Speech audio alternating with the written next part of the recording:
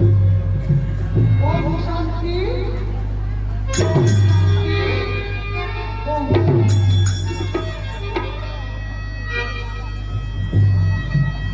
হলো বলে মহামারী ভারতবর্ষের জলগুলোকে পুরোপুরি পর্বতের তপস্যার কারণে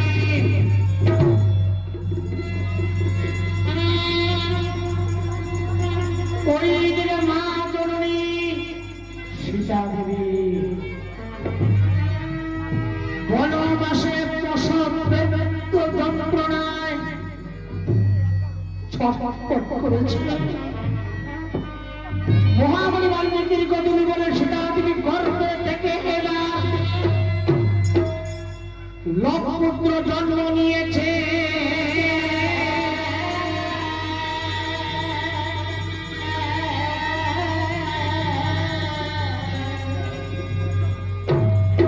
সীতা দেবী লবকে তুলে নিয়ে এবার কাঁদিতে লাগিলেন।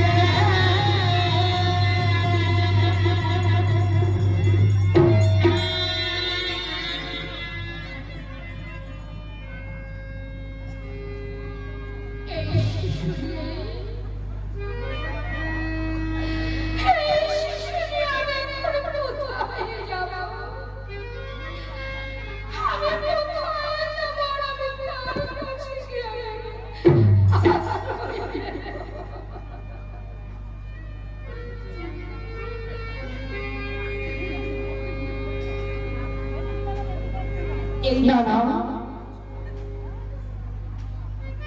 আমার বসে থাকলে লাভ হবে না।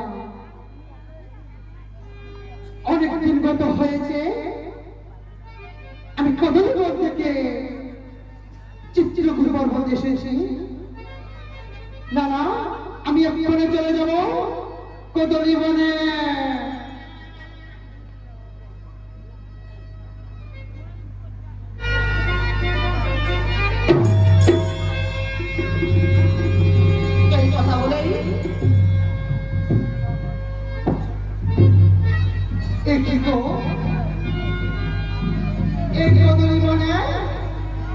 কোন মানব প্রবেশ করতে পারে না।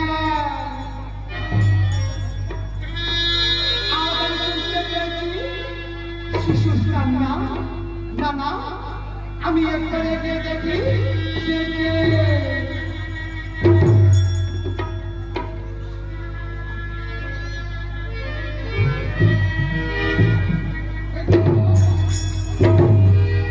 তুমি কে?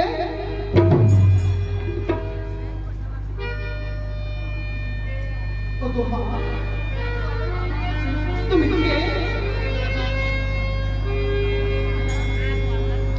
কিবা তোমার পরিচয়? আর এই জগতে কেমন হয় তোমার মাতা? আর এই জগতে কেমন হয় তোমার পিতা? এর কথা সীতা দেবী যখন শুনিল, বিনয় করে সীতা দেবী এবার বলিতে লাগিল।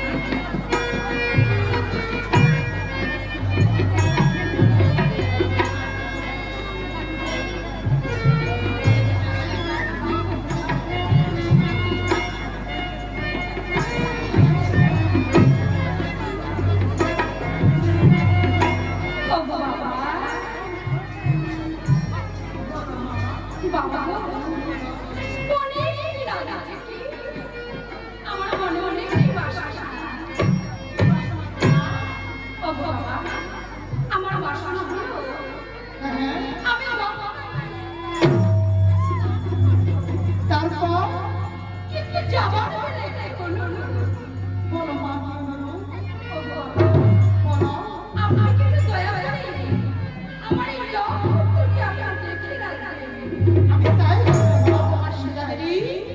তোমার মনে যদি এই বাসরে হয়ে থাকে তাহলে তোমার শুয়ে দেখলেই চলে যাও মা গঙ্গায় স্নান করতে। তুমি কিন্তু শীঘ্র করে ফিরে আসবে। ফিরে আসলে আমি চিত্রকূট পর্বতে যাবো পরামর্শের জন্য অবসর কারণে।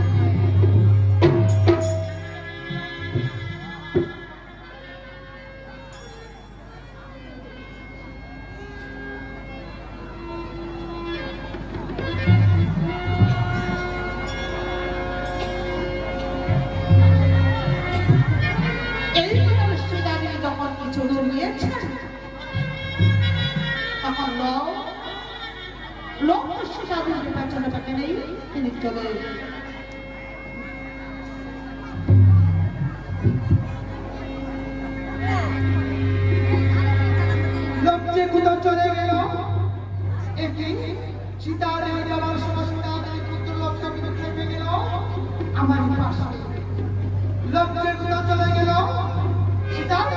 জিজ্ঞাসা করে বাবা আমার সময় তার সাথে কি জবাব দেব আমার সময় তার সাথে কি এই কথা বলে মহামনে বাহিনী ভাবিতে লাগিলেন। ভাবিলেন যে মহামনে বাহিনী তোমার কোন কার্য করিলেন প্রশাসনকে দেখতে কাইলা আর বসতে ধরে নিয়েছেন। প্রশাসনে একটা কোর দিয়ে তার সাথে সংস্কৃত যদি যত্ন করে তার পোস্টে একটা শিশু তিনি তৈরি করেছিলেন। তৈরি করে সিরাজুল জাহান লোকরা শুয়ে রেখেছেন। মহাপ্রভুর পুষ্প তিনি একালে শুয়ে রেখেছেন।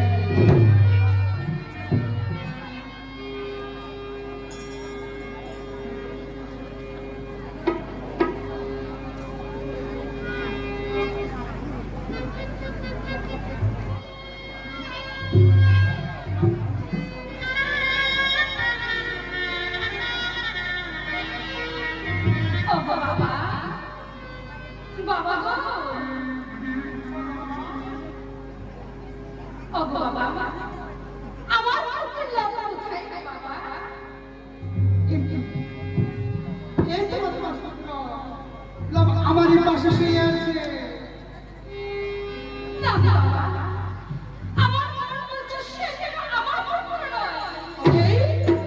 তবে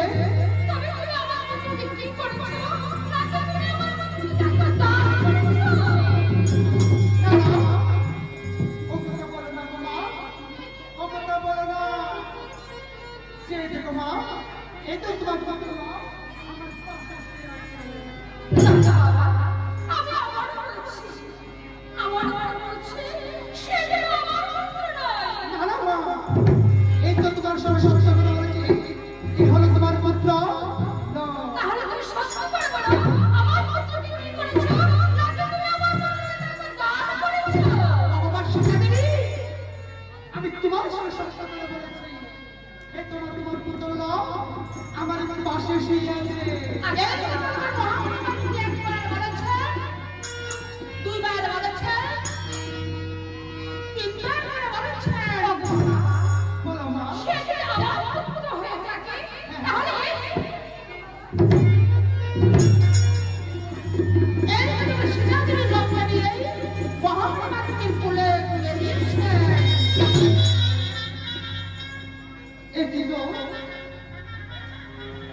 কি ঘটে গেল?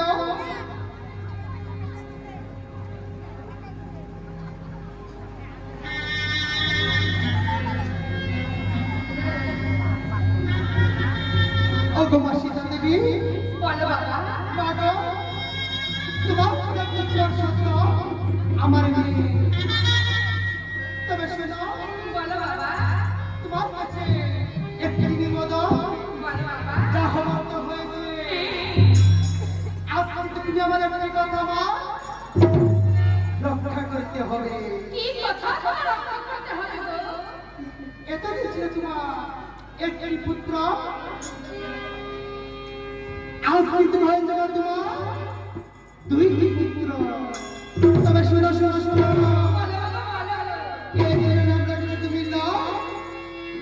বলিলাম রে